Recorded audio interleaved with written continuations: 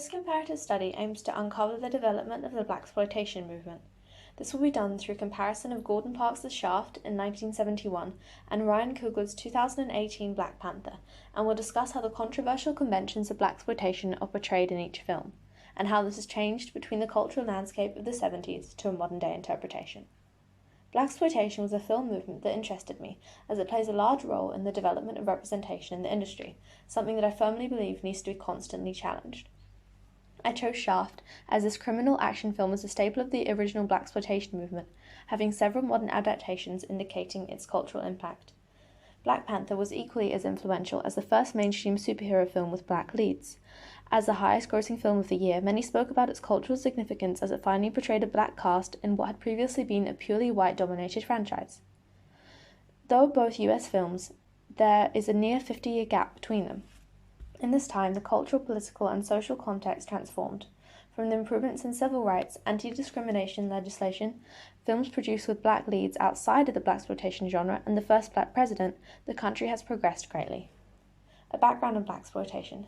The blaxploitation movement was used in the 70s as a way for the industry to be saved and make profit. Following Black Power movements and the loss of the likes of Malcolm X and Martin Luther King Jr., riots ensued. In an attempt at building race relations, characters were depicted fighting the man being a US slang phrase rising in prominence during these times, and refers to the oppressive powers that be. This was done, however, though portraying black leads, through a white executive lens that perpetuated stereotypes, which included the characters being violent, gangsters, or overly sexualized and generally two-dimensional. These did not bridge racial lines, but almost enforced them, while simultaneously placating the black community as they could finally see themselves, in some warped sense, represented in Hollywood mainstream cinema. Hence why the movement is so controversial. A modern prompting for blaxploitation can be seen with racism-fueled police brutality causing many deaths. These happened under the first black presidency and signified the remaining prevalence of racism, destroying hope in the people, which was solidified with the subsequent election of Trump, who ignores racial issues. This is where bringing back the movement could be profitable to Marvel to address this apparent regression in racial mindset in the country. Characters. A staple of blaxploitation is characters. Between Shaft and Black Panther, there is a shift in protagonist portrayal. As said in the Encyclopedia of African American Culture and History, the codes and conventions of a blaxploitation lead include being a proud, self-assured, independent person of action who is often a private detective, intelligence agent, or underworld anti-hero. The protagonist's ethics include professionalism, loyalty to friends, family, and community, a belief in the efficacy of violence and the necessity of revenge, a distrust of government, and a relentless opposition to white racism. John Shaft is a prime example of these attributes. He is the stereotypical detective. It appears that he has made peace with the man in a professional sense due to his relationship with his boss. They talk openly about race relations, but in an ironic manner, seen here as he compares a pen to Shaft's skin. While acknowledging their differences, his boss does not fully comprehend their gravity, and Shaft subtly calls him out on this as he shows the mug as a comparison for whiteness. Shaft displays opposition to white racism as he acknowledges it in his everyday life. For example, when he tries and fails to get a cab and is passed over for a white man. He is not opposed to violence as he fights and threatens many characters throughout the film. He displays a loyalty to his community throughout gang wars, and compassion for the underprivileged as he plays a typical hero in giving money to a child. This is where one can observe Shaft as a predecessor of superheroes, living in a city, protecting their own within that, and challenging the authority. King T'Challa of Black Panther is the culmination of these attributes. As a superhero, he also has all the values of community and loyalty to friends and family. He will do almost anything to keep his people safe, and his goal throughout is predominantly to protect his home. However, the key here is almost anything. While he may condone violence, it is only when necessary, and he does not deem revenge as a powerful motive. His anatomy as a protagonist is not primarily to fight the oppressive authority, but to save his country from destructive obsession with this idea of revenge. Here the representation of African American protagonists has been altered. T'Challa is a softer, equally as assertive but more level-headed male black lead. This is important as it subverts the more negative elements of the black protagonist stereotype, matching his character more with the likes of the traditional white superheroes such as Captain America. This can be seen in two ways. One is that the film adheres less to the negative blaxploitation techniques and is therefore furthering the positive elements of the movement, or the fact that T'Challa is far less enthusiastic about the cause can send a message that one should be complacent. Though he does eventually decide to bring aid to those outside Wakanda using their resources, it is only after the prompting of many other characters, namely Killmonger, and as opposed to an intrinsic need to help. This may be due to his higher starting point than Shaft, as T'Challa is in an affluent position, removed from the notion of the man. Eric Killmonger may be a better parallel to draw. Though he is the most prominent visual antagonist of the film, as his name suggests, his character traits align well with those of earlier blaxploitation leads. His motive is based on fighting the oppressive white authority.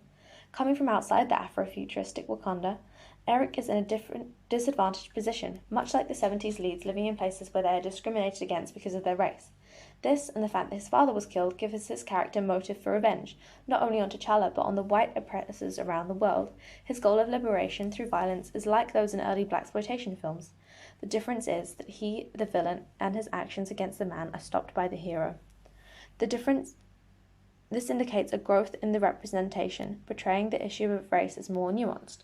His measures were too drastic and regressive, and T'Challa provides the balance. Setting.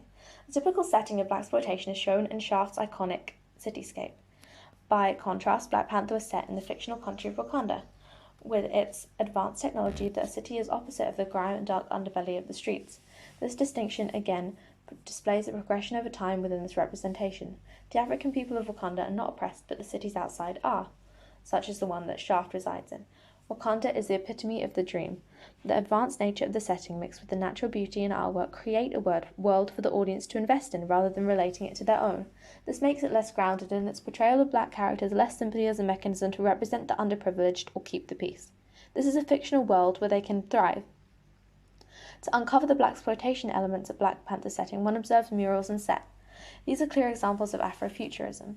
The paintings here appear to have more cultural significance to the society, yet there is a lack of explanation making it inaccessible to white audiences. Another notable piece of set is T'Challa's throne. Linking directly back to the Civil Rights Movement, the shot is almost a perfect replica of that of the leader of Black Power. As quoted by the New York Historical Society Museum and Library's website, the photo mocks Western colonialist portraiture, the zebra rugs, unambiguously tribal props in the background. This stops at Newton. He is not an object controlled by Western colonialists. He is a crusader against it. This direct comparison serves as an empowerment for this protagonist as a leader, and once again speaks to the idea of fighting one's oppressors. Soundtrack. Both films have a very distinctive sound. The theme for Shaft is recognizable to even modern audiences as it is recurrent in the film's adaptations. It was created by black artist Isaac Hayes. Hayes combines short instrumentals to fit with the episodic nature of the movie structure as discussed in All About Jazz. This further popularized the African-American funk sound, inspiring future generations of soul musicians and establishing the score as a quintessential piece of 70s soul, now typical of the blaxploitation genre. With a shift in time, culture, and budget, Black Panther's soundtrack is even more advanced.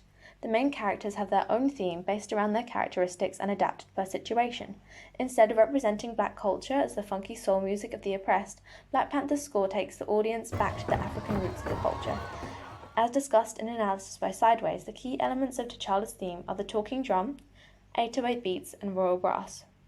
The talking drum is a traditional instrument that is manipulated to mimic speech and say T'Challa's name.